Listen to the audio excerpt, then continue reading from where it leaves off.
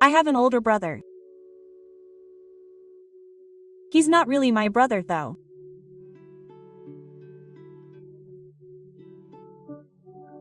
My mother's older sister gave birth to a child without a father, and she died of illness shortly after, so my parents, who were newly married at the time, took in the child.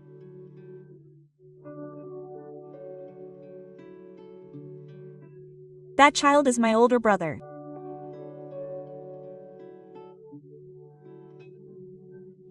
My older brother was still in elementary school at the time, so even though he was my foster parent, having a different last name could mean he would be bullied at school and would have various inconveniences in the future.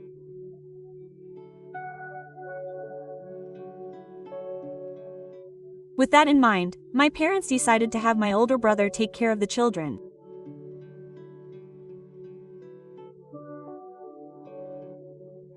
My older brother is actually my cousin, but that's why we were raised as brothers.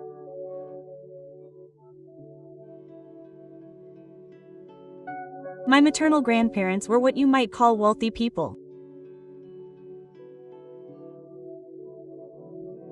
They had land that had been passed down through the generations, and they managed the money well, and in their later years they had quite a lot of assets.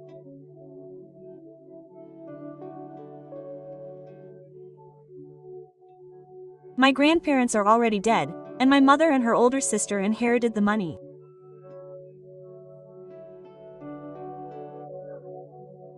My mother doesn't like flashy lifestyles, so she left most of it in the bank. My mother's older sister also passed away after becoming pregnant and giving birth before she could use the inheritance. As a result, my grandparents' inheritance remains mostly untouched.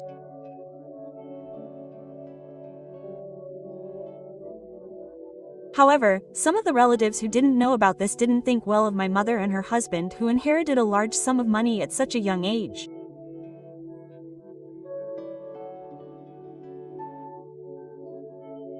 They were probably upset that none of the inheritance came to them.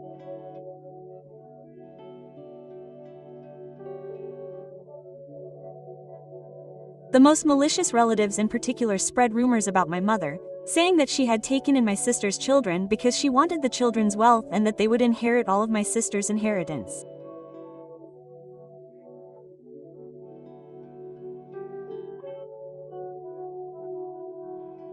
They even deliberately said terrible things about my mother to my brother behind my mother's back.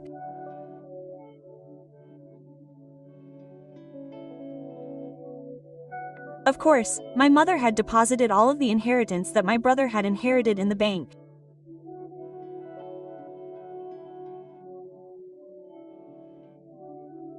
However, my brother, who was still young and didn't know my mother very well, began to doubt her after hearing so many bad things about her from his relatives.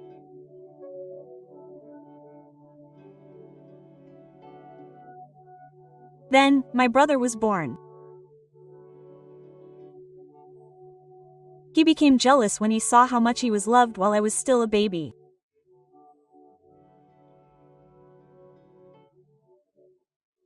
My parents apparently treated my brother and me equally, but eventually things didn't go well between my brother and my parents.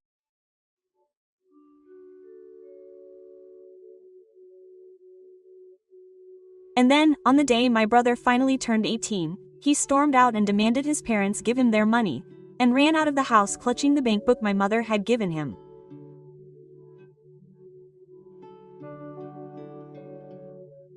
My brother never came back after that. I haven't seen him since then either.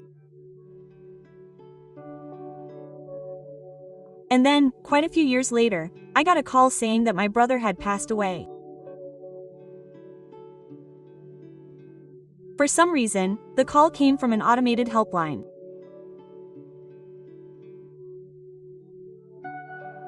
In fact, my deceased brother had a 3-year-old child, and we were told that the child had been left all alone because of my brother's death.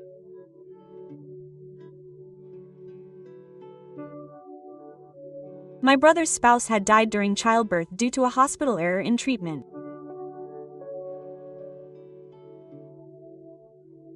Apparently, this spouse had no family at all.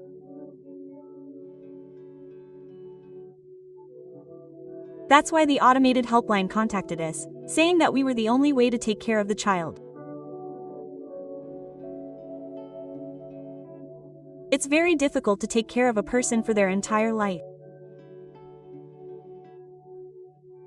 My parents seemed hesitant to take him in, especially because of what had happened to my brother. But there was no one else who would take care of the child. We hesitated for a long time, but in the end, we decided to take him in. We made a firm vow to ourselves that we would never let him go through the same thing that my brother had, and we took the child home.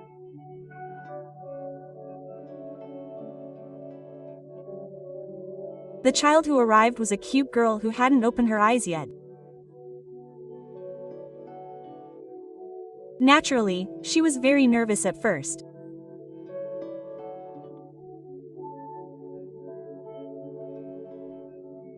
For a while, she kept her distance from us and acted as if she was checking out how things were going, but gradually she warmed up to my parents and me, and naturally she became accustomed to our family.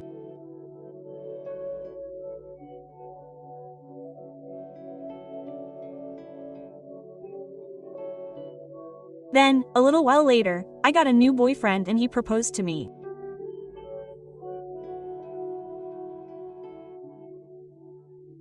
When we talked about marriage, I told him everything about my family.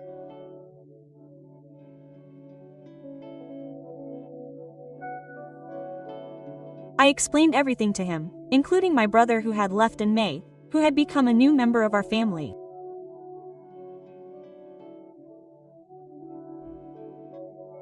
I explained that because of the circumstances, I wanted to take over the honor if something happened to my parents.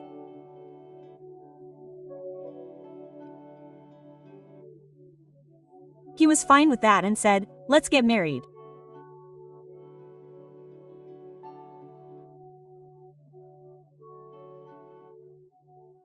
After that, I talked to his parents about May, but they were very understanding and told me that it would be fine as long as I was prepared.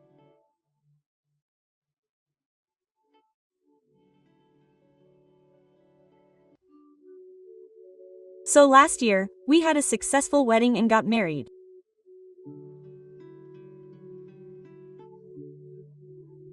Since he was the middle boy of 3 siblings, he decided to move into our family without any problems. He even moved in with me at my parents' house. Then, recently, May naturally started calling him Dad. We were like father and daughter. By the way, May inherited a considerable amount of money. First of all, my brother's wife died in a childbirth accident, so the compensation and insurance money were quite a large amount. There is also the insurance money from my deceased brother. And my brother inherited all of the estate from my mother's older sister.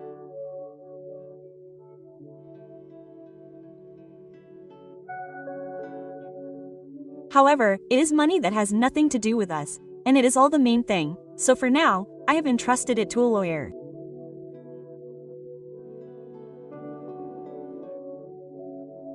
I plan to decide whether or not to use the name as a symbol for my husband and me after the name becomes more important, respecting his wishes.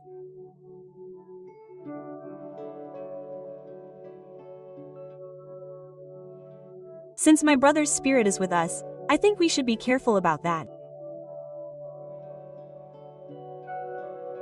And now, here is the main topic.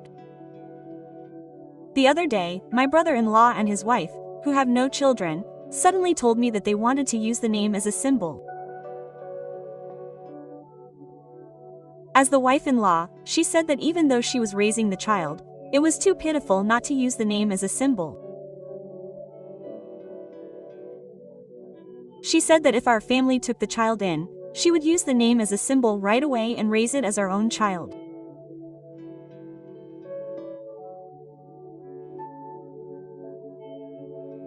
I explained the reasons why we did not use the name as a symbol right away, but she would not listen, saying that the child would be pitiful, that there was no love, and that it was too cruel.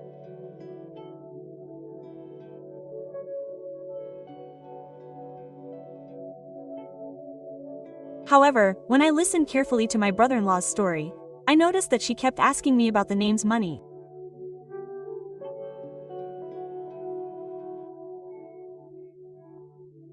The money inherited by Na is in trust through a lawyer, so even we can't touch it.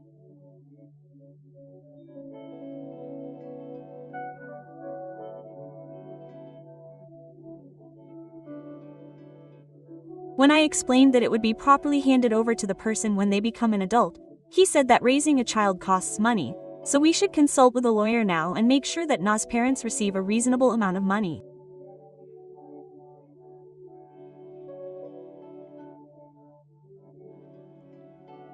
Yes. You can probably guess what happened.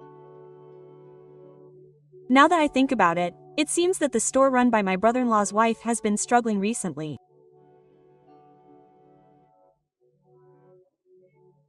It seems that my brother-in-law simply wanted a child, but his wife was only trying to take Na in for the money.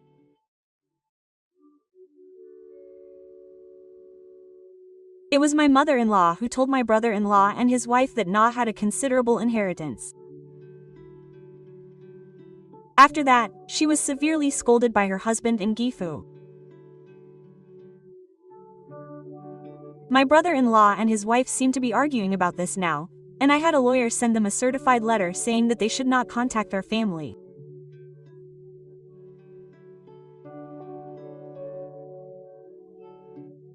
Apparently, my brother-in-law is a public servant, so he would be in trouble if he were sued, so he seems to be holding back his wife.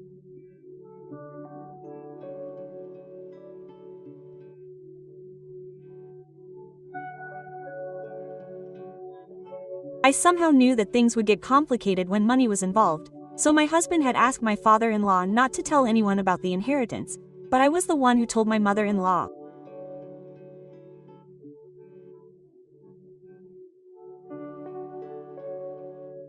I really did something careless.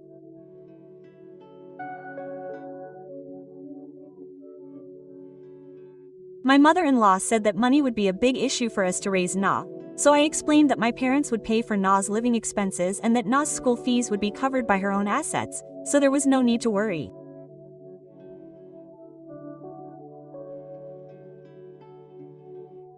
My mother-in-law says that the only person she told about Na's money was my brother-in-law.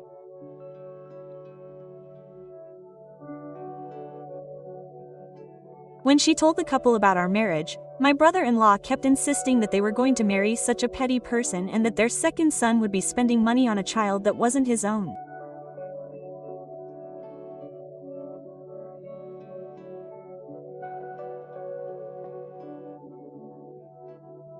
She made the excuse that she had given in.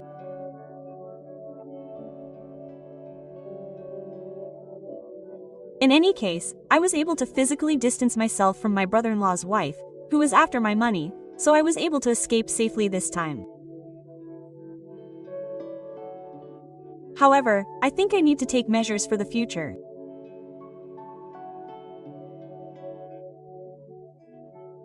Taking a child just for the sake of money is like putting a person's life on hold.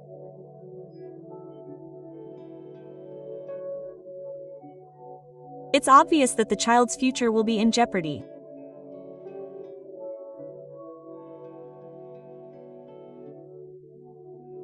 It is said that we are more like foster parents than C parents, but it is also true that the relationship of a C parent has its own trials.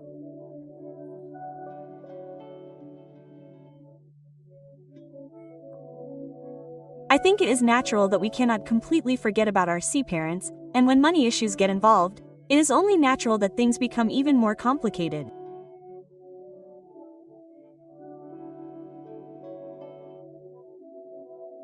That is why we want to build a solid relationship with life without being distracted by the existence of a brother-in-law or someone like that.